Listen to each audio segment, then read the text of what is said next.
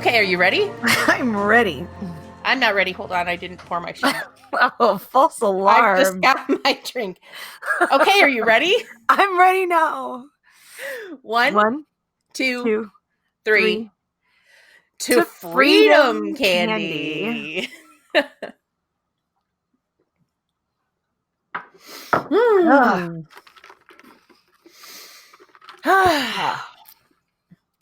Hi. Hi. How are you? Pretty good. Good. Hello, everyone, and welcome to the White Tower. I'm Jess, your Amerlin seat. And I'm Jen, your keeper of the chronicles. She just made a little heart with her hands. Very cute. How are you today? I'm doing good. No more 4th of July fireworks. Hey! They are done. Get the fuck out of here, fireworks. Get the fuck out of here. There were idiots all over. Ooh, I should close my door. Rich is yelling at soccer. I heard him, actually. Sorry about my husband. I love it. That's good radio, just like you said. I'm gonna fucking leave it. This is real life, okay? Yeah, there were a bunch of idiots in our neighborhood that were fucking around with fireworks, and I was just like, you know, could you not? Like, Rich and I were both really on edge about it, and like getting cranky. And how are your dogs? How are your babies over it?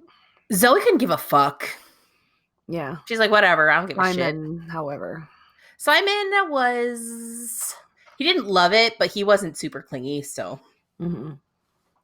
I didn't see any fireworks. Well, no, I was like jogging, and right at the Inception of Darkness is when I saw a few going off in the neighborhood. But that was my level of patriotism this year. So, just really quickly, freedom flag being 10, my patriotism level is like a -20 this year. Mine is probably around a -20, -30. I'm not feeling it. I'm over it. I'm over you, America. But shit. Oh, Inception of Darkness. You said that? Mm-hmm. That's our metal cover band. What? Inception of Darkness. Is it? We're going to do you and I are going to have a heavy metal cover band. Okay. And it's going to be called Inception of Darkness. I've decided. And it's it'll be fake, though. It's all of it is going to be talking about having sex with the Virgin Mary, but it's like an anti-sex with the Virgin Mary where you give birth to the Antichrist, Inception of Darkness. Oh my God. Why do I come up with this shit? I don't know, but your brain is fucking beautiful, and I love it. I just can't even stand it. It's like, so good. We're going to talk about popping Virgin Mary's cherry. Guys, I appreciate having the contest or the podcast. We are now completely off the air because I said those things. So it's been fun. We made it about halfway through the second book. It's been fun. I talked out my ass too much. Bye forever. Bye. Enjoyed the ride. Jesus Christ. That's some good shit right there. That's what I think about when you say Inception of Darkness. I'm like the birth of the Antichrist or the conception of it. Which your mind is beautiful, right? It's a beautiful, dangerous jungle. And I'm so happy that you let me venture into it from time to time. I keep it real. I'm right off the cuff. So real. Right off the cuff. Here's the bullshit that I'm going to say now. What's Jen thinking?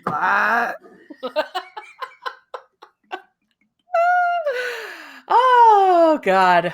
So, yeah. How's your weather bullshit? Our weather bullshit. It's been really hot, but today was actually super nice. It was in the 70s, no humidity, a little bit of a breeze. What's that It's very pleasant. It's very, very pleasant. Yeah, it was nice. I don't know if it's going to last, but we'll see. Let me check the what the forecast thing. How about your weather bullshit? Once again, this is a throwback thank you to Satanus from the kind of goes with what I was talking about earlier. From the What Spoilers Discord for introducing us to the app. What the fuck forecast, or whatever app. Best weather app. Thank you for that. So throw shout out to the What Spoilers Discord and Satanis specifically in it. Oh man, yeah. Dew point 59. That's beautiful. I love to see that shit. Yeah, it looks like the next week is going to be pretty nice. The hottest it's going to get is 79 degrees. That's like through Friday night cool for us down here. So yeah, at night it's going to get down into the 60s. Which that's sleeping weather. I randomly feel like being an asshole when I get in my car and take a snapshot of what the temp degree is outside. I just like tweeting it or tagging you in it. It's like the other day it was like 112 degrees. I'm like, that's admirable. That is admirable. And you were outside in it? The fuck is wrong with you? Yeah. Let me tell you, the boob sweat gets real. Oh, yeah. The boob sweat is fucking real. Ooh, you're swimming. Swimming. It's not good. It's not good. Yeah, actually, somebody on Twitter asked at one point, just sort of academically, like, why do women wear bras? Like, why do we feel we have to do that? And I'm like, okay. I have to wear a bra. Are you kidding me? I mean, it's like, it's a coverage thing, first of all. Second of all, like, this probably isn't a problem for women with small breasts, but for those of us who do not have small breasts, just the general, like, movement. Yes. Not comfortable. Correct. It's awkward, and it makes me self-conscious. Hits your arm. Yeah, it hits your arm, and, like, you can see, like, your nipples through your shirt and shit. Like, no, I'm not about that life. And then the boob sweat is untenable. Yeah, it's very untenable. It's not like, it's bad. It's bad shit. I like my puppies lifted. Thank you. Gotta lift them. And the thing is that, like, ultimately, when they're lifted and supported, clothes just look better. Clothes look way better. And here's my thing. Correct me if I'm wrong. Nipple chafing. Those that don't wear bras. That's the thing. It's a real thing. Like, because if you're wearing a bra, the nipples are like in the stationary pad. They're not moving. They're not being rubbed up against them in the same spot, no matter how you twist and turn. Yep. Imagine like being on a boat with no bra and you're going at a pretty good speed. You got a couple knots, whatever the nautical term is. I believe knots is in fact. And you got just the. I am no Bale Doman here. So I'm on the boat and I'm going fast, and I don't have a bra on, and it's just the nipplage and a big baggy t-shirt fluttering. You know what I'm talking about. Yeah, I know exactly what you're talking about. It's untenable. So I don't know. It's a quality of life issue. Guys have nipple chafe. That's literally their life. Yeah. It's like, put on some pasties or something. You don't have to live like that is the point. I don't know. I mean, shit, put Band-Aids on it. You don't have to live with the chafing on your nips. How do you deal with that? I don't. I have a really big thing where if I sit down to eat, I can't have like exposed boob. And no matter what, like, even if I just came out of the shower and I don't feel like putting on clothes, we all know what that's like. Okay, you're fresh out of the shower, you don't want. We've all laid around in bed naked after a shower, dicking around on our phones for like 45 minutes. Okay, so when you're doing that, and it's a natural human reaction, sometimes you want to eat something. Okay, because you feel like me and you take like a 2-hour getting ready situation, you're fucking hungry because you need some sustenance. Yeah. I still gotta like put a towel or blanket around myself there for some reason. I can't like just have exposed while I eat. I'm weird like that. I don't know. That's fine. I mean, I don't care about that. In my house, pretty much anything goes. But anyway, what are we talking about? The Wheel of Time. We were talking about the Wheel of Time, actually. The epic fantasy series, The Wheel of Time, by Robert Jordan. Perhaps you've heard of it. Oh God, there's a lot of nipple talk. But the thing is true though. I mean, it's true, and it's a struggle that everyone with nipples has. Everyone with nipples. Yeah. as opposed to those that don't have any. Some people don't. Are you serious? People who've had Really? mastectomies. Oh, yes, that's true. I'm sorry. Like, yeah. That was completely insensitive of me. I'm so Well, sorry. it's not necessarily the first thing you think of. You're not being insensitive. I apologize if I don't mean to be rude. Anyway. You're good. You're good. Sorry. So, should we get into the synapses? All right. I will get into my synapses this evening. I will be synapsizing chapter 18 of The Great Hunt, To the White Tower. Let's do it. Woo! Lights up on Egwene, hanging out on the deck of the River Queen, hauling ass down the Erin. The sky is dark with clouds, the wind is blowing like crazy, and the river is sloshing all over. The sailors are all really uncomfortable with the whole situation, and they're talking shit under their breaths. Egwene heads down to the cabin she shares with Nynaeve, who is seasick and cranky as fuck about it. She says that they're supposed to reach Tarvalin that day and that she'll never set foot on a boat again. Nynaeve says that, not Egwene. Egwene's like, I'm worried about Rand. And Nynaeve says, I'm worried about all their dumbasses. Did you have another dream last night? And Egwene is shit at keeping stuff from Nynaeve. So she's like, yeah, it was like the others, but also kind of different. Rand's ass is in danger and the danger is getting worse. He's going to do something. And then she kind of trails off and Nynaeve's like channeling. Egwene looks around instinctively, even though they're alone with the door closed. She doesn't want anybody eavesdropping, and who knows what Aes Sedai are capable of. She's not going to risk leaking Rand's dirty little secret, and she's like, maybe, I don't know what to do. Nynaeve asks if Egwene has gotten any more info out of Anaya. She pointedly leaves off the Sedai honorific, per usual. And Egwene's like, the wheel weaves as the wheel wills, and there's nothing we can do until we know more. He's far away. I'll test you when we get to the tower. I know she knows something about it, but she won't tell me fuck all. Egwene confirms that Ba'alzamon was in her dream, and he laughed at her and was generally a dick. Nynaeve asks if she's sure it's related to the other dreams, because sometimes a dream is just a dream. And Egwene's like, fuck's sake, you sound like a Aes Sedai. And Nynaeve's all about to holler at her when somebody knocks on the door and walks in. Lo and behold, it's Swan. She's on her own, which is unusual. She doesn't generally leave the cabin she's staying in on the boat, and when she does, Leanne comes with her. Swan's like, everybody cool? Nom your food? Temper's good? And Nynaeve's like, my temper is just fine, thanks. And Egwene's like, we are honored, mother. And Swan's like, whatever, shut up. Being on the water is rad, but you get bored after a while, so I'm going to give you your lesson today. She sits on Egwene's bed, and Egwene follows suit. And Nynaeve makes like she's going to leave, and Swan's like, sit your ass down. And she does, at least in part because she's nauseous. Swan's like, folks are talking about your temper and how it might not hurt to make you a novice for a while to get your attitude in check. But if you're really as strong as everybody says, you deserve to be accepted.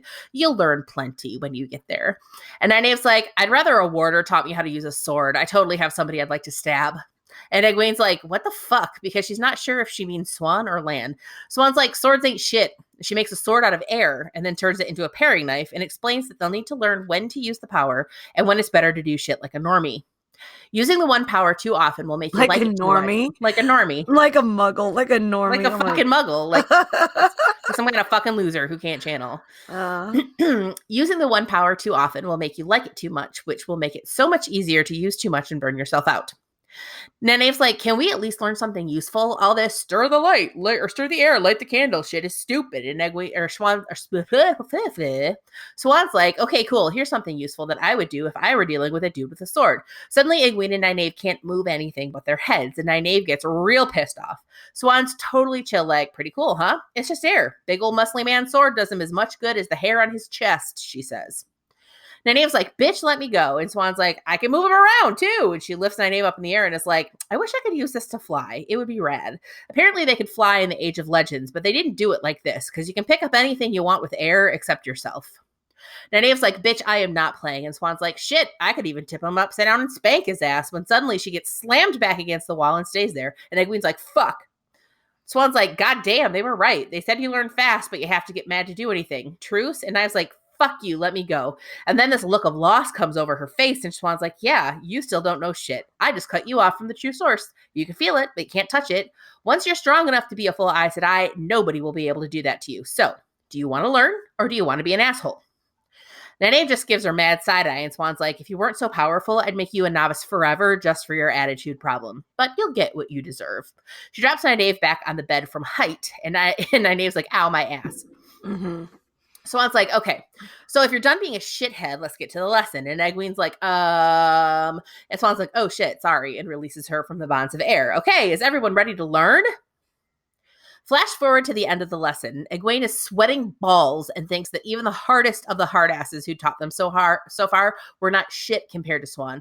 She just dragged everything out of you and then went in and dragged out more. But she's excited because her progress is like really advanced, and she makes a little flame bounce over her fingertips, even though she's not supposed to channel without a babysitter.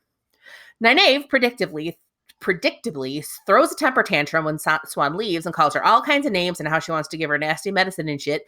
And Egwene avoids eye contact and lets her rant. It's awkward because Nynaeve had kept her temper on a tight leash, and so the lesson didn't go well for her. Swan did all kinds of shit to piss her off, including making her drink something super nasty, and Egwene knew that Nynaeve would not be happy that Egwene saw it.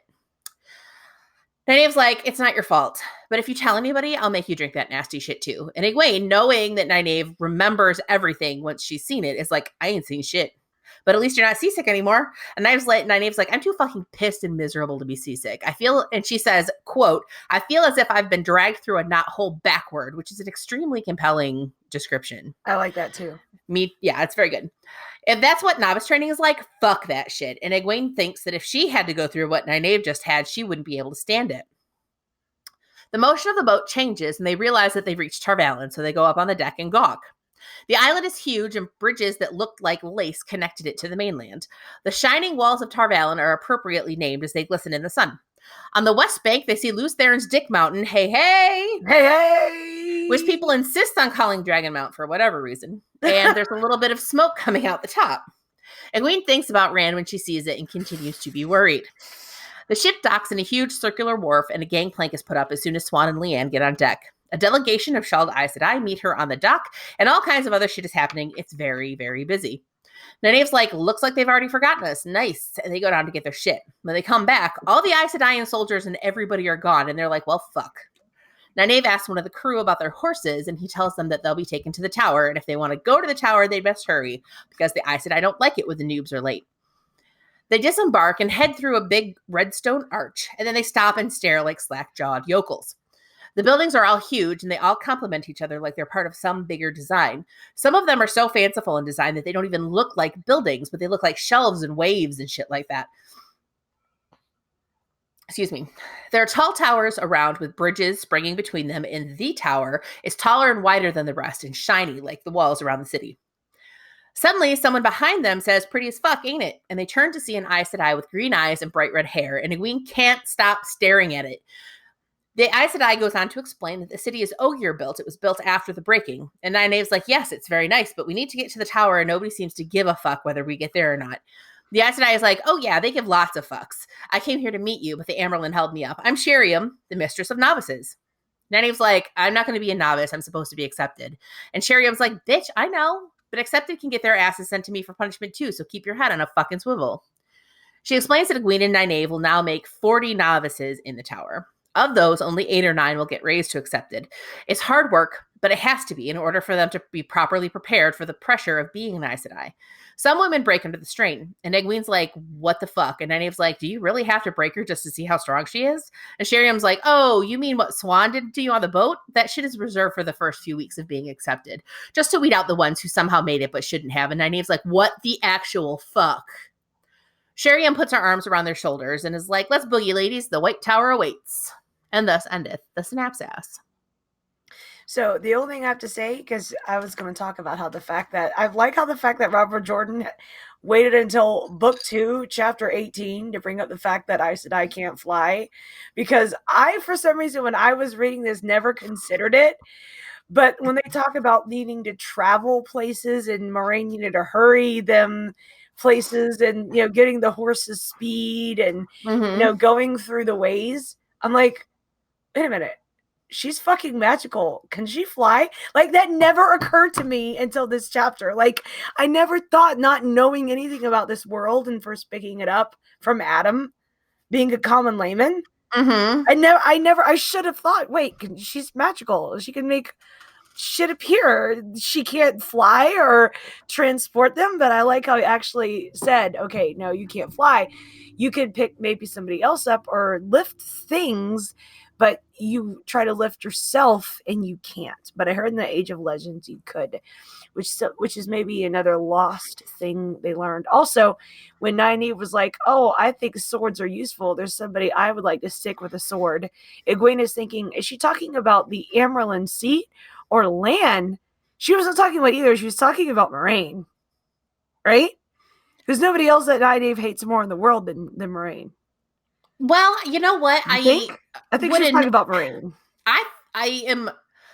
I'm somewhat inclined to think that she means Lan, because they are Lan and Nynaeve's sort of relationship, not like romantic relationship. They're not together, but their interactions are fraught.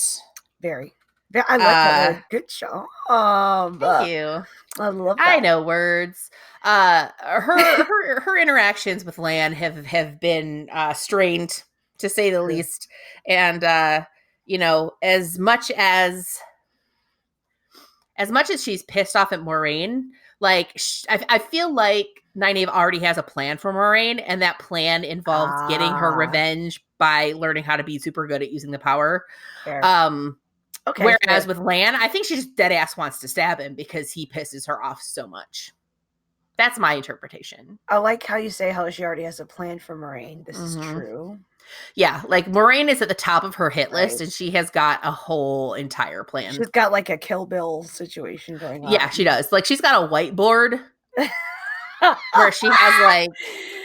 It's like that one guy there's like a fucking flow chart for like different scenarios and shit. Like, Nynaeve knows how Moraine's gonna get fucked up. She knows the hour and how Moraine will die. The hour and the manner of her death. The hour and the manner of her death. Put in the obits.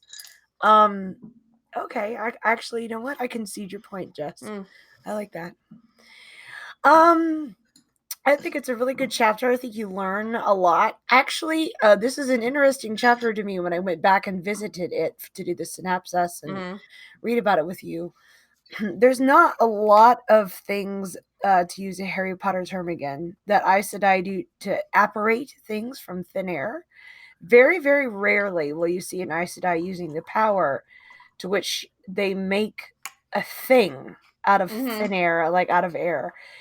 You don't hear about that a lot in these books. This is one of the few instances, in the very first instance, I think, where you have Swan as the Amerlin make something out of air and then make a knife and a sword. She says it's just from air, but it's really cool to see her like make stuff and do stuff. It's like kind of showing the reader what you can do.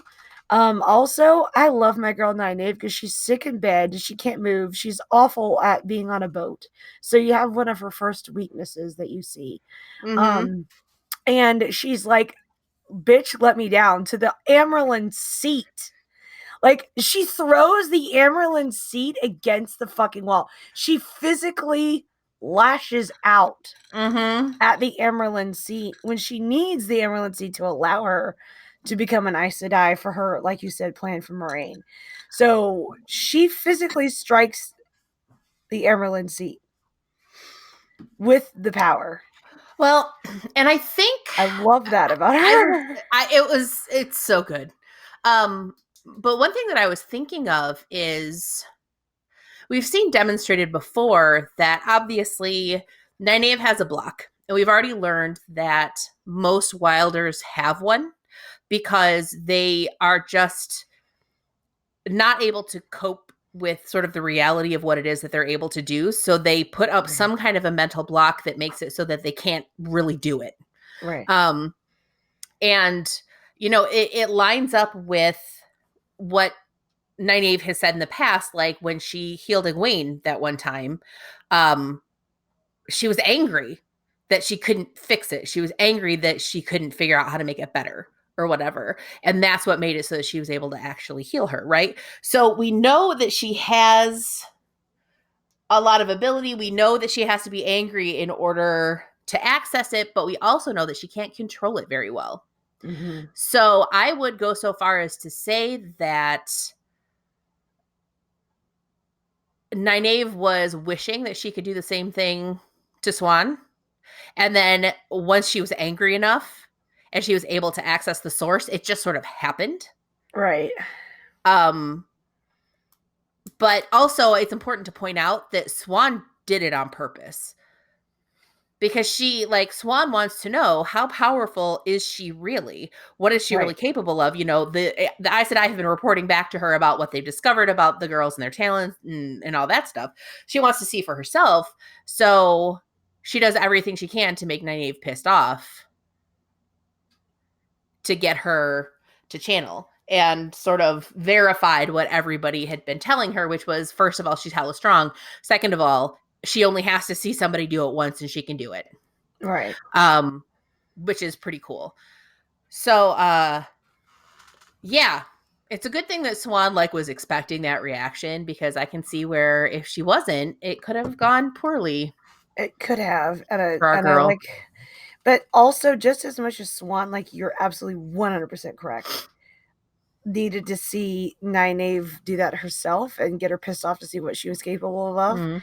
She also needed to show Nynaeve, once she was in her strong anger, all right, I'm ready to fucking throw down self. Okay, you're angry and you're strong, but I can still shield you. Yeah.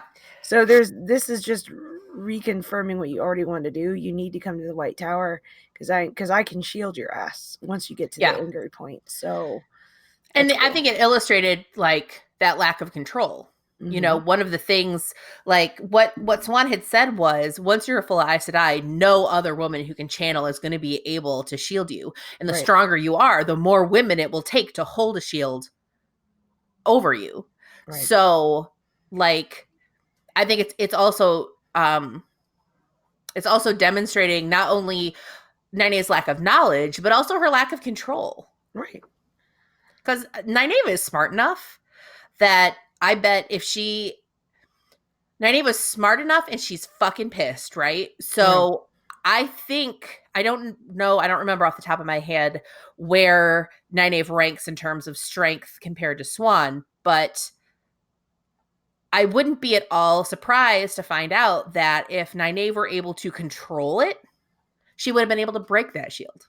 Yeah. I think Nynaeve is she would have been able to figure it out, but she can't control it, so she's stuck. Right.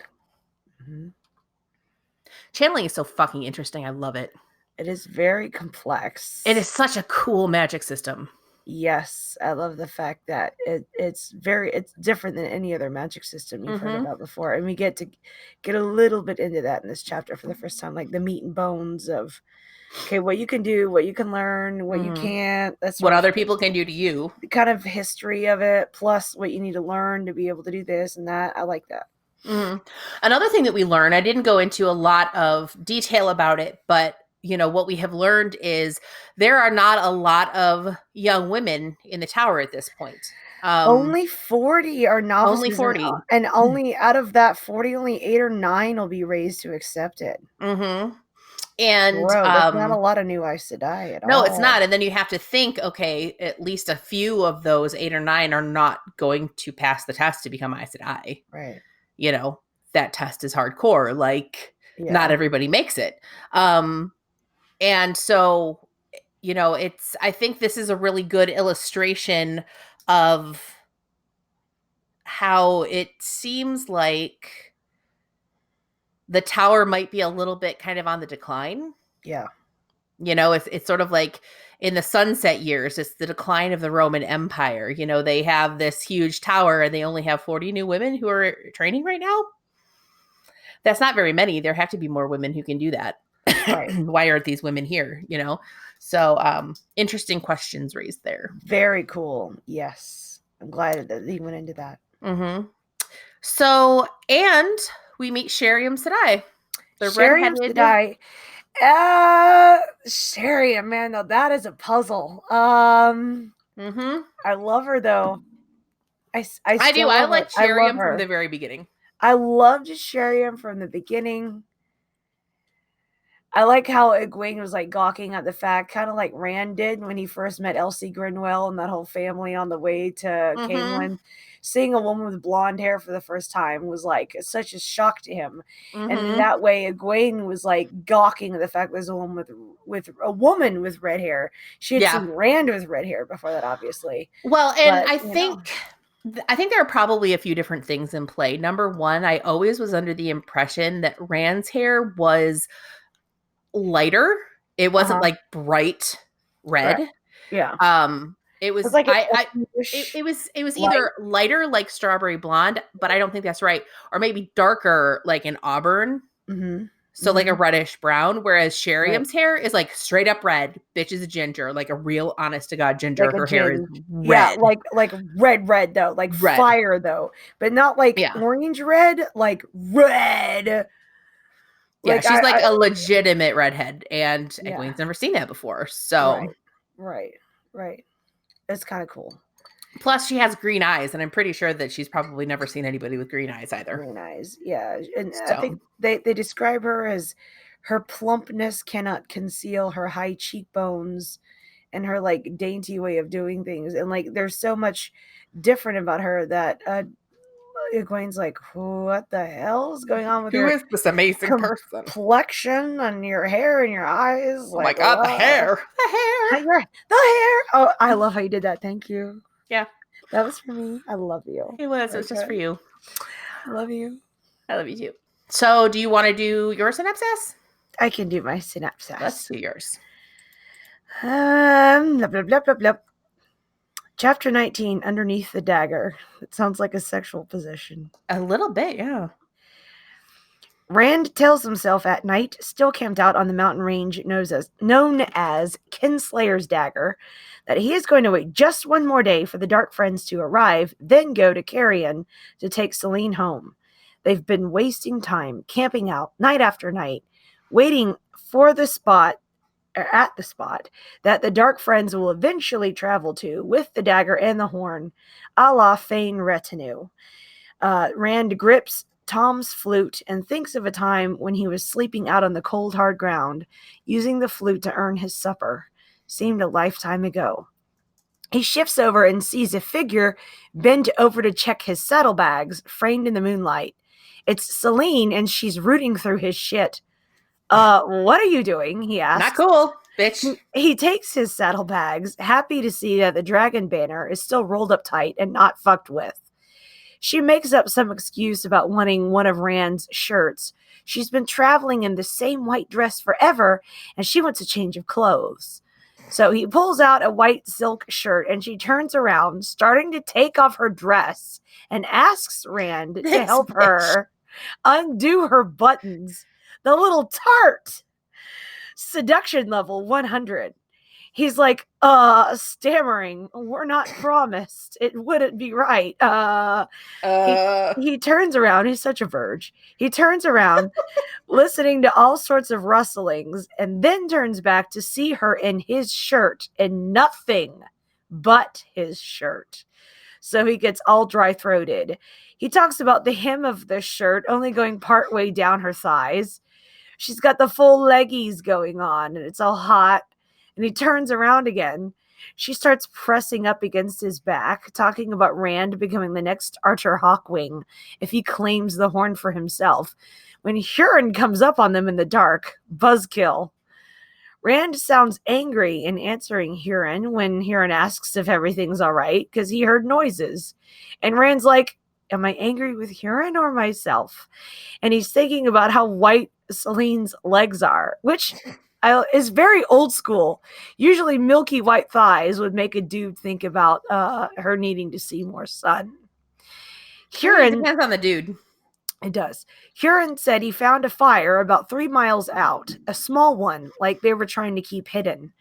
Rand is immediately logical, saying that fire had to be Fane's campsite. Fane is the only person they know that is trying to keep hidden. Rand's first idea is to follow them in the morning and wait for Ingtar and the Lances to show up and fight them. Because after all, it's just Rand and Huron and Loyal and Selene. They cannot take Trollocs and Fane with the dagger down themselves. Selene is being all dumb, like, you're just going to let this Ingtar dude take all of the glory in finding the horn for himself when you could just take it right now. Rand is thinking she wants the man who finds the horn. That's all. She tells Rand to go down there and scout right now in the darkness to see how many Trollocs and Dark Friends Fane has with him. what their campsite looks like. Oh, and take Loyal, whom she refers to as Alantan, very old school, because the Alantan, or Ogier, have better eyesight than humans. Loyal agrees with her that they should scout, and he would go down to use his vision.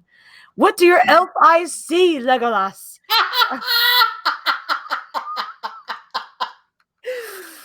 I mean, where did that come from? That's very good. What do your elf eyes see? Anywho, Rand buckles on his sword and starts to be all fool crazy. Rand tells Huron to guard Selene with his life, after which she laughs, like, I can take care of myself. And Rand uses his Two Rivers woods tracking skills to sneak close and slow to the fire. Well, there's still a good way for stealth. Roll for initiative. He fucking crits. He does crit. He crits his. He fucking crits his. Totally crits on this. God. A nat 20. Well, there's still a good ways out. After all, they're covering a couple of miles. Rand asks Loyal more about this Alantan that Selene calls him. What does it mean? Loyal says it's in the old tongue. It's short for a phrase, actually.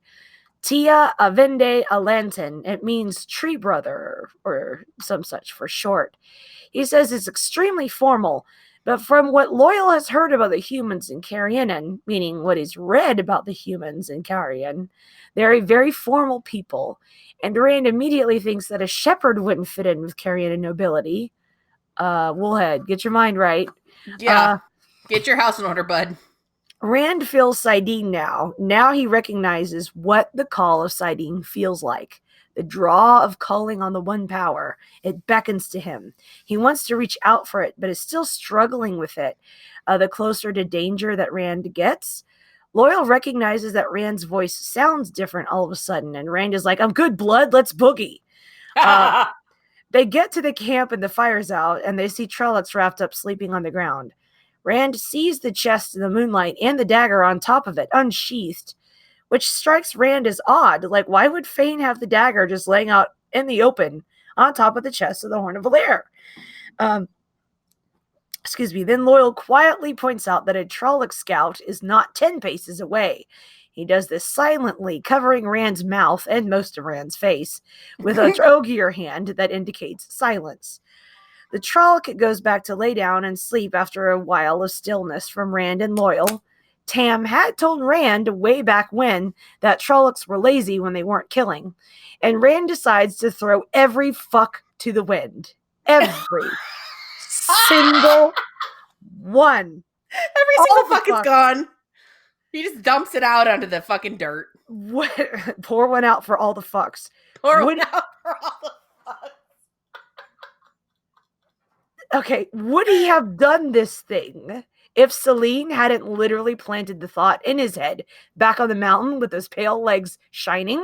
Who knows? But I'm going to vote with... Hold on, I lost my place. No, hold on. Okay. I'm going to vote with Rand needs to be a hero. He was already there, and Matt also needs the dagger or his buddy was going to die. And Rand hates Fane and wants to stick it to him. So Rand just gets on his belly and slithers to take the Horn of Valyr and the dagger right then and there. So Selene implanting the idea to get the horn for himself, thereby taking all the honor associated forthwith, is completely out of the question to me. Like, dude would have done the fool thing and taken the horn anyways, is how I feel. Because Matt still needs it, and he was still there, and he's still of the hero mindset, because that's just who he is. I think Selene helped, but I don't think he would have gone back. Anyway. I have thoughts on that, but we'll do that in the discussion. We'll do in the discussion. Okay. Through the void, he slithers to the chest and has a moment of hesitation about grabbing that unsheathed dagger with his bare hands. But then the fool, the absolute madman, touches the bare dagger anyway and quickly sticks it in his belt. Even with the void around him, Rand feels that the dagger is pulling down on him like a weight. Let me tell you about how much our boy does not think. Okay, dumbass. You have the dagger for your friend. Good job. Now, what are you going to do with the chest of the Horn of Valere that is difficult to open and way too heavy for a normal person to lift and carry besides? Thane had to have the Trollocs transported in between camps. How is Rand going to sneakily carry that thing 2 or 3 miles back up a mountain ridge to Selene and Huron only after being in that camp? Like, does Rand think, how the fuck am I going to lift this bitch silently and quickly take it away? Like, he can't even pick it up. Well, I thought Like, that's why he's he brought already... Loyal. But he didn't think about that until later. Like, then he turns. Well, like, that's true. when he did gets sort of to just it, like he when doesn't he tell got Loyal there. to follow him. He just Yeah, no, slithers on his belly to the fucking Horn of Valere by himself. Yeah, you're absolutely right. Like, he did not say, like, okay, I'm Okay, going to slither Loyal, over here. come You come with me. Like, he didn't no, do you're that. right. He just goes for it. So having a moment, he looks around for help and then fortunately finds Loyal behind him. Quickly, Rand pantomimes Loyal lifting the chest, and Loyal does so. Let's all take a moment to appreciate how brave Loyal is here. Without being asked, and it literally having nothing whatsoever to do with Loyal's life. Loyal was right behind Rand, creeping in the middle of a dark friend camp full of Trollocs, just to hang out with Rand and help protect Rand's dumbass from getting eaten. Because at this point, Loyal only thinks Rand has a fucking sword and lands 2 weeks worth of how to get ripped classes taken at Thaldara to protect Rand's ass. Again, no idea that Rand can channel at this point to protect them. Just 2 weeks of sword training boot camp. 2 weeks of Lan's P90X. Like, so if Ogiers thought humans were hasty and rash to make dumb decisions, boy howdy, Loyal found the wrong crew to attach himself to in order to cancel those Ogier stereotypes about humans. Yeah. Rand, spur of the moment, sneaking into a camp full of Trollocs to steal the Horn of Valere and one of the most deadly things on the planet, that fucking cursed dagger, does not help the stereotype. Too rash Rand. Rand is the reason that stereotype exists. Bro! Okay, so Loyal, it doesn't even affect his life, and he's out there just on his own, not even being asked, behind Rand in the middle of a Trolloc camp. He doesn't need to be there. That's a business of his. He's writing a book. That's why he's there. Fuck off. Anyway, that makes no sense. So thank you, Loyal, for just doing that. Out of the goodness of your heart. Loyal's doing the needful. Loyal does what needs to be done. Yeah. So they begin to back out of the camp when, of course, Thane wakes up and starts shouting that the dagger is gone, and he knows it's Althor. He rouses the Trollocs like, I can feel you out there, Althor. You took the dagger from me. Just shouting out into the darkness. Thane can't see Rand, but he can feel him out there. Like, fuck the Horn of Valere. You took the dagger. So that he's pretty serious shit. So Thane, at this point, seems more angry about Rand taking the dagger than the Horn of Valere. So Trollocs start rearing up at them, and we get Jordan's writing of sword forms here. Rand launches out with cat dances on the wall for a sword maneuver and kills a Trolloc. He can feel Sidene, but he can't let Loyal see him using the power. Plus, he wants Loyal out of there. After all, the Ogier has both arms around that big-ass chest, and Loyal cannot defend himself. So Rand's all like, run, Loyal, run! As he holds off Sidene and starts swinging his sword. So Rand literally says out loud like a litany to himself that it's better to be dead than to draw Sidene. He fights for everything he's worth because he not only has to, when all the camp of Trollocs get up to surround him, he feels like he has to keep his mind preoccupied with the sword forms so that Rand doesn't draw Sidene. So, feeling the power through him, floating in his little void, Rand starts massacring the whole Trolloc camp. Just with his sword. We go through all the forms, reading phrases like hunting bird, kisses the honey rose, of course, lizard in the thorn bush, which is a new one, and lots of good classics. There's headless bodies all around him. Suddenly, and in the moonlit distance, we hear Loyal going, come on, Rand, let's leave, let's go, let's get out of here. And we have a cool guy moment. A cool guy that's too cool to look at explosions. Rand is calmly, like he has all the time in the world, calmly wiping his sword off the Trolloc blood on the bodies of the Trollocs he just killed, and then sheaths his sword back in its holster, like if he were a cowboy, he would have blew the smoke rising off the barrel of his gun. I mean, top form, just coolly kills all the Trollocs in like a few seconds. Just a lone bro and a sword, good workout. He gets back to his horse that he left outside of the camp and then tells Loyal that he thinks he's going mad. Loyal's like, hopefully you'll wait to go insane when we get back to camp. And then Loyal takes off running, outpacing Rand's galloping horse. And then make it to camp. Celine's like, oh, you have it. Unsurprised. She knew he'd be stupid. Huron goes to stand guard at the outcrop to make sure that no Trollocs have followed. But Rand's like, no, I'm pretty sure we weren't followed back to camp. I killed them all. But you go ahead and look, buddy. Rand sets the chest down. Neither he nor Huron know how to open it. But Celine's like, let me try. So she knows exactly what she's doing. She somehow knows how to open the chest for the Horn of Valyr, pressing her hands in these little hidden spots until the top swings open. She goes to reach for it, but the book writes it literally this way, quote, as she stretched on tiptoe to put a hand inside, Rand reached over her shoulder and lifted out the Horn of Valyr, unquote. Celine, rejected! Somehow, Rand used common sense with Celine, with all of her nattering on about the horn incessantly, and just took it out when she tried to reach for it herself. How would the story be if she had taken hold of the horn for herself first, I wonder? What would have went down differently? That's a really good question. Rand is inspecting it, not paying her grabby hands any attention, just a plain gold horn with silver script flowing around the bell, catching in the moonlight.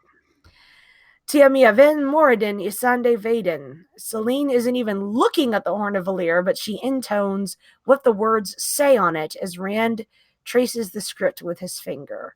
She translates to what I'm going to call common for our D&D listeners.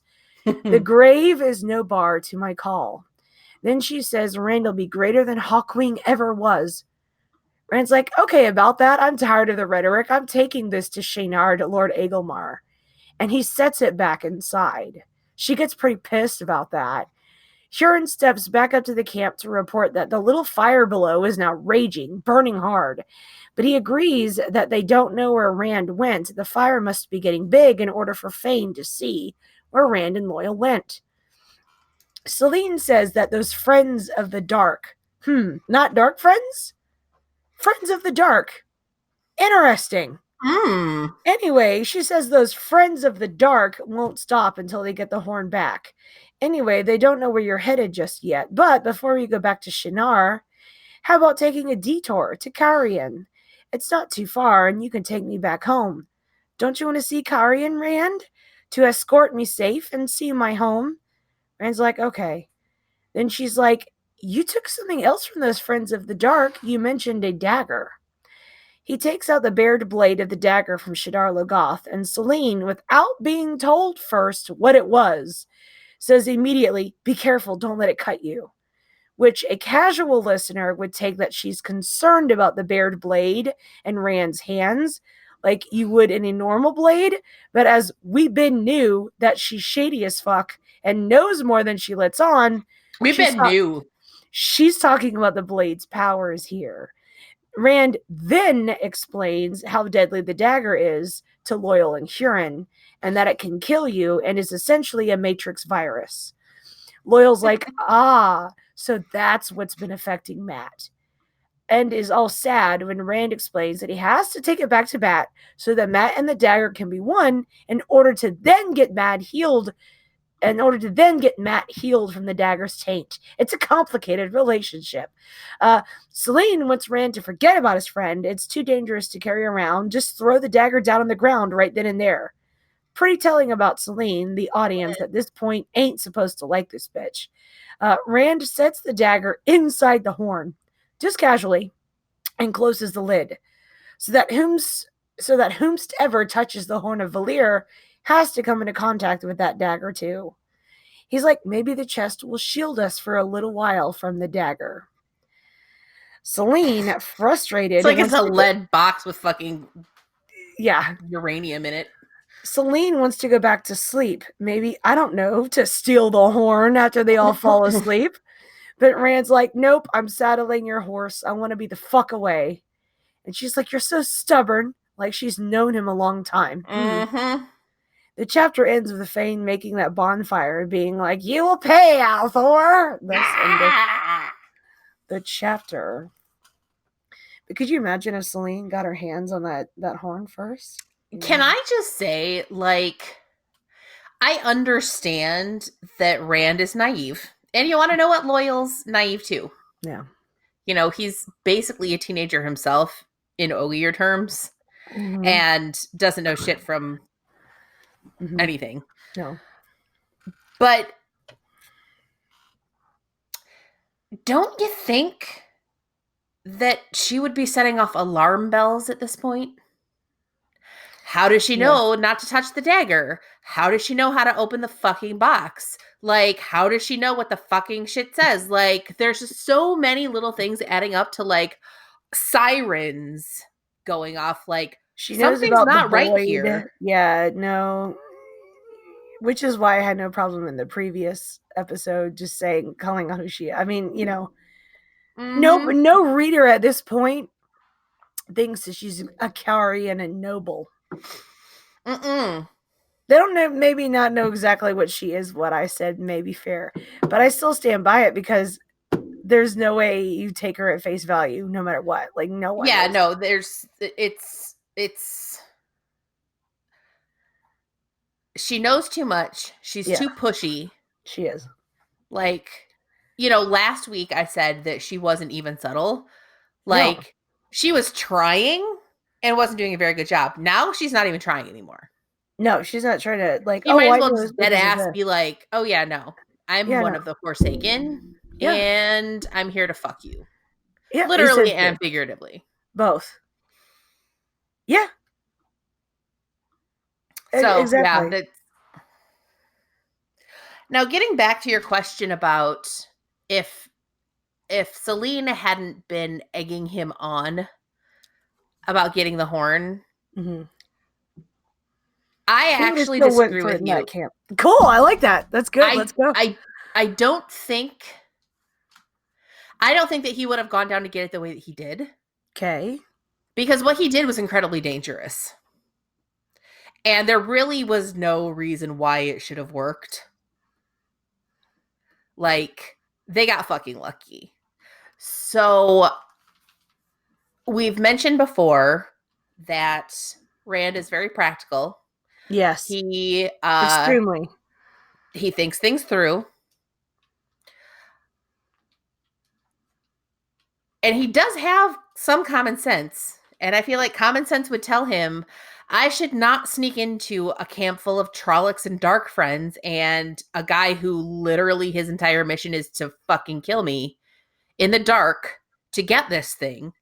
Like, we should follow him and, like, send somebody to go find out where Ingtar is and bring him back or something like that. Like, I don't think he would have executed that plan. He would have come up with something else because what he did was fucking stupid. It was really fucking stupid. And I really believe that the only reason he did it was because a pretty girl with bare legs told him that he should. I think he would. Okay, so I'll concede that he would never be there in that position looking in at their camp if she didn't say go there and scout. Because again, he already stated his original intention was to sleep that night and then wait and then follow them until they hooked up back again with Ingtar and have Ingtar fight Fane and the Dark Rens for getting the Horn of Valyr back. So he would not have been down there slithering close to them, looking at the trees just with him and Loyal by himself without her input. I agree with 100% there. That's without question. So part of it, I'll say, I think, is because of her. But I think once he got to that point, he was just like, well, fuck it, I'm already being stupid. Because of her. But yeah, like, it could go either way. I like that. I don't know. I could see lots of your point, but I still think that once he saw the dagger there, it was over. Because he's like, Matt, he needs it, he's gonna die. And like, he would, I don't know.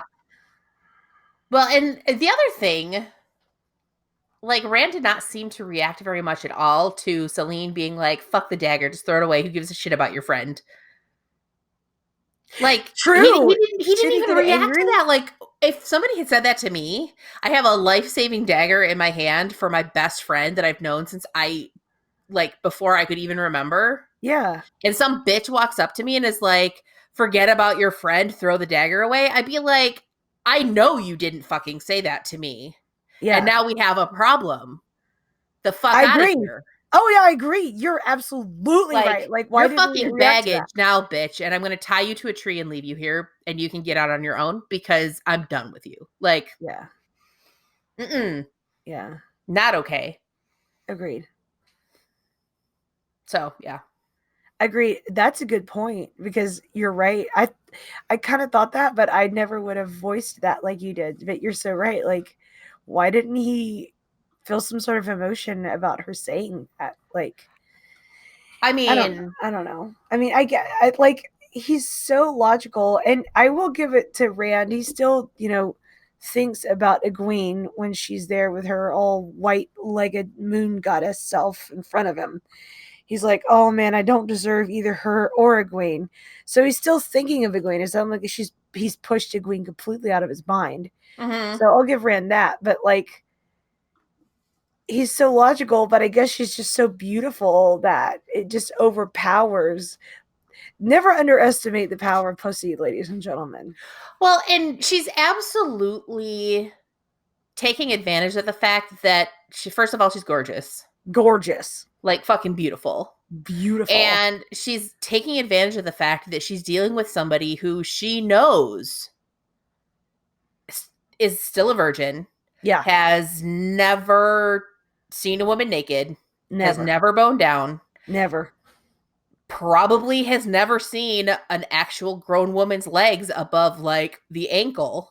Yeah. Like, she's taking advantage of that 100%. And you want to know what? Use the power you have to get what you need.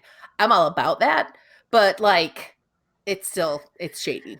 It's real With a shady. virgin, that's fucked up. Like Yeah. you can't be using all those powers Yeah, against a virgin. you can't be using that on somebody who doesn't even have Know a what snowball's sex chance in is. hell of Yeah. knowing what's happening. Like that's a level of manipulation that is not appropriate. Um so yeah, she's just pulling out all the stops and honestly, I think between that and his just ridiculously overblown sense of like chivalry, the fucking idiot didn't have a prayer. But here's what I like about it. Even though she's so beautiful and this and that, he doesn't just fall with everything she says. They argue quite a bit. Like, and it just goes to show you that there's no incarnation. There's no way that him and I don't see any sort of future for him and Celine is my point. Mm-mm, In any incarnation is what I'm mm-mm. trying to say. And you know what I'm trying to say with that, Jess. Yes, yes. There's no past, present, or future incarnation where the two of them can jive together other than having sexual tension. They're not made for each other. No, and I mean, he's definitely thinking some dirty thoughts Yeah, for sure. for sure. But yeah, I mean, That does not a I relationship make. yeah, well, and I mean, again, his overblown sense of chivalry, I think, would prevent him from doing anything because, like, even just helping her with her buttons, Yeah. we're not promised to each other. Even like, Yeah. fuck. He There can't are even buttons help. she can't reach. Like, you can probably help with like the 3 buttons she can't get to by herself. But whatever, dude. Yeah, yeah, but I guess in the Two Rivers you get to understand they're kind of prudish. Yes, that is accurate. But it's like then you get into different societies, which we'll get into later, that they're not so prudish. And I love how Robert Jordan does his world building. Where I guess this Mm-hmm. is getting off the point of this chapter. Anyway, It's still good discussion. uh, so, hmm. Hmm. I like how he puts the dagger inside of the horn of Valir so that whoever tries to interact with the Horn of Valir has to also come into interaction with the dagger as well. And that might be a deterrent to people who might be trying to use the horn and could get access to the horn for nefarious means. Mm-hmm. Meaning Celine. Looking at you, Celine. Looking at you. Bitch. So I don't think anyone at this point is supposed to like Celine. And he wrote that very well. Mm-hmm. Whether, like, just at face value, just her as a person. I mean, honestly, looking at it objectively from the outside, you can absolutely identify like shady red flag behaviors. But here's the thing. So yeah, I'm going to do this. Everybody die mad. You have you have a very shady female character that enters the scene in the Two Rivers, seeming to know more than she's letting on, and trying to guide Rand to do certain things. I'm talking about Moraine. Mm-hmm. And she obviously not outright lies, but just kind of avoids talking about certain things and is shady. And you get a feeling of unease as a reader about what she's really about and her intentions. But you don't really know if she's good or bad. You think she's mostly good, but you don't know. And then there's a second female character they introduced to, Celine. And yeah, I'm drawing a comparison between Moraine and Celine. Die mad. That influences Rand's life, knowing more obviously than he does. And seeming Aes Sedai and her knowledge to the point where he even asked if she was Aes Sedai because she acts so much like one. Mm-hmm. And she's obviously just intentionally trying to goad Rand into a certain direction to influence him. But you leave off thinking Moraine isn't bad necessarily, but he wrote differently, so much differently, Celine and Moraine, to where you're like, you hate Celine, but you don't necessarily outright hate Moraine. Like, it's so cool, like, how he did that. Like, you have two women in power who are trying to use and manipulate Rand and no more than they're letting on. And Moraine, you're okay with, kinda. And Celine, you fucking hate. And I love the difference there between the two. They're both beautiful and regal and graceful and seemingly knowledgeable about everything. But I don't know. Like, Moraine just isn't downright evil, but Celine, you can't stand. Like, well, I think the main difference between the way that Celine and Moraine are written is that Moraine, as far as we can tell, is completely upfront about who she is. Right. I'm an Aes Sedai. This is my Warderland. These are the things that I'm doing. She does tell the little white lie at the beginning where she's talking about wanting to get stories, but even that isn't necessarily untrue. She was looking for stories. She was just looking for specific ones, right? Correct. Yeah. And there are, obviously, I've gone off on rants about Moraine not communicating as much with Rand as she should have. Right. But she has been fairly upfront with them, with all of them, about, okay, yeah, I've been looking for you. The Dark One is looking for you. Like, pointing to the whole, whatever the Dark One wants, I oppose, and before I let you have him, I will kill you myself. Right. Like, she's not always pulling her punches, whereas, like, we don't necessarily know what her motivations are, although, I mean, I know that you are naturally distrustful of her and were from the very beginning. I wasn't completely distrustful of her. I mean, I didn't, like, completely trust her, but, you know, I was sort of reserving judgment. And about the time that she said, you know, knowing that I said I can't lie, when she said, before I let him have you, I'll destroy you myself, hear this and know it true, I'm like, okay, well, she can't be working for the bad guys because, like, she said that. Right. You know, obviously there were things I didn't know vis-a-vis certain evil organizations when I read it through the first time. But, you know, based on that, you know, I didn't agree with her tactics, but I did feel that her sort of Celine, you motivations were true. you've only known her for like 5 chapters. You want this bitch gone. You're like, I'm done with her. Can she yeah, just about the time she showed up, I'm like, nope, this bitch gotta go. Yeah, get her out. Get her out. Because at first you're like, is this going to be new characters going to be on all these books? Like, you don't know. Like, reading this, you're like, I don't want to fucking read about this bitch. It's like, anymore. No, I hate her. She sucks. Yeah, she's like Yoko Ono. Get her out. Get her out of the band. Get her done. I don't like her. She's gonna fucking break up the Beatles. For real. For real. True. So, yeah. Should we do our next time on the White Tower? Let's do it.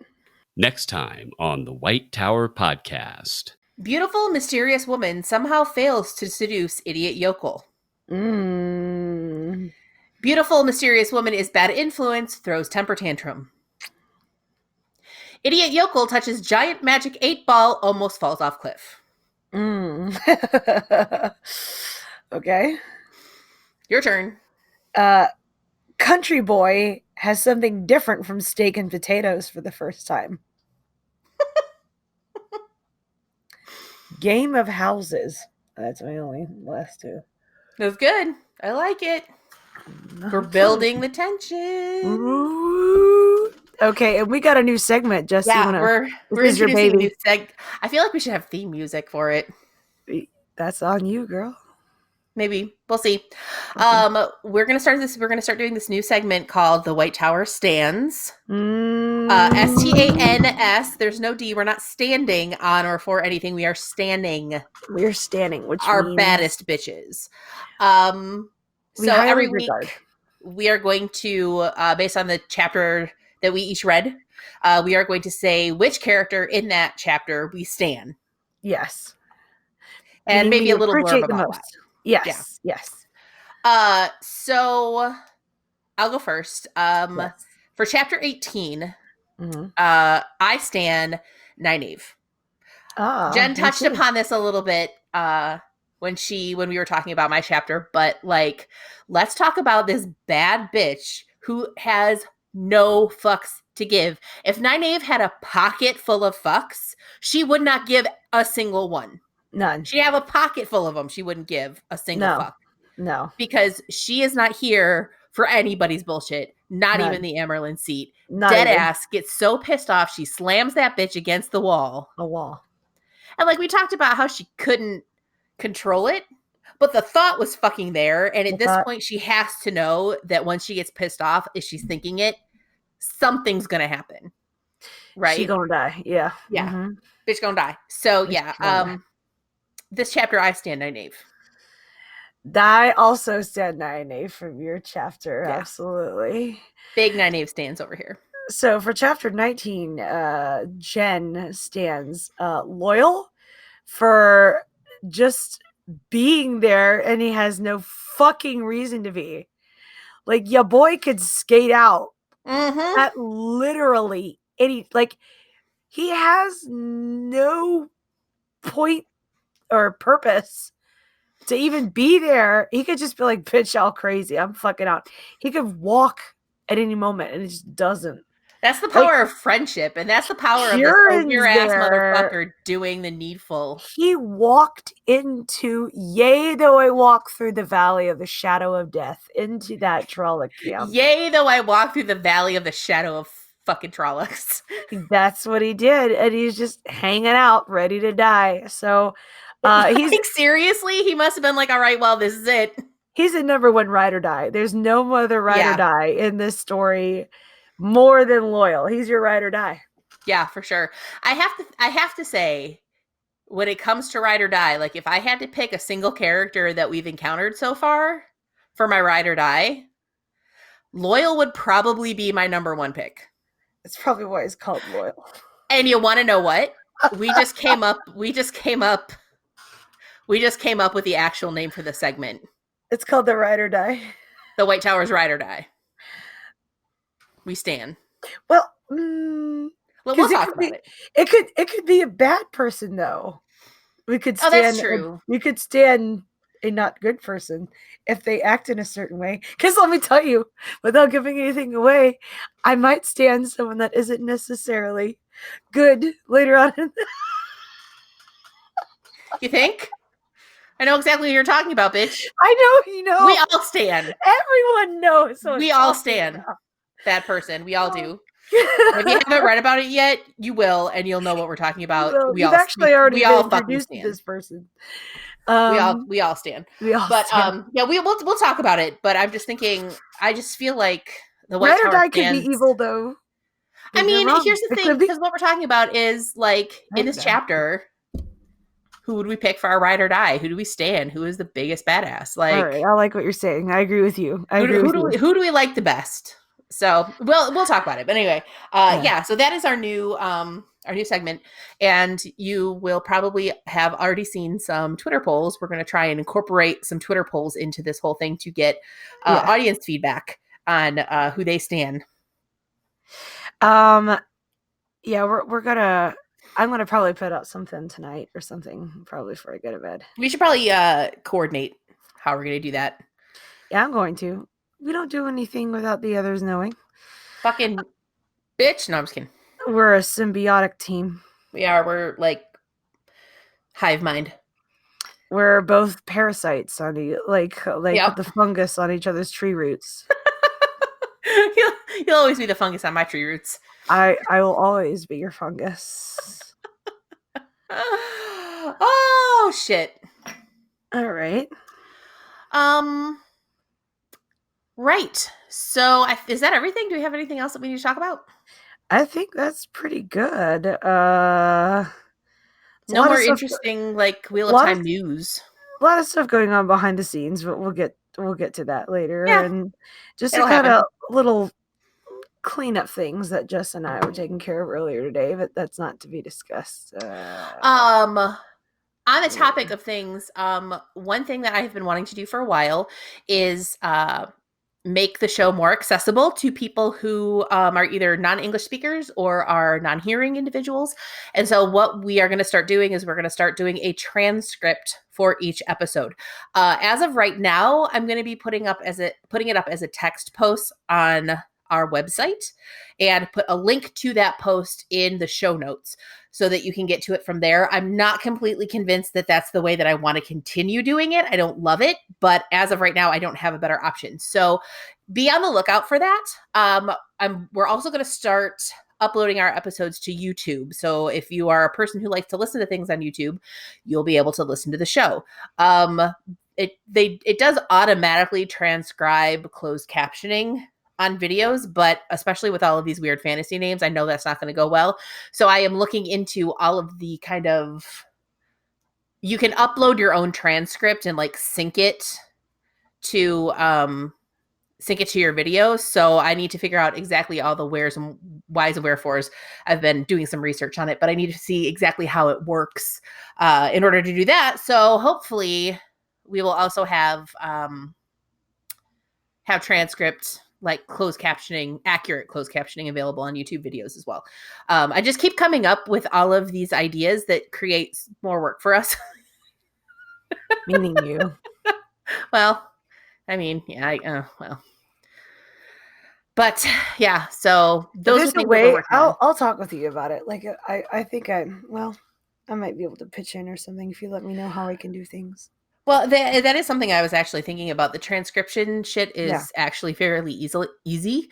So maybe we can do a Zoom call and I can share my screen and show you how it works. I would love to do that simple, so. with you that way. Yeah. Okay. I'm offering. Yeah.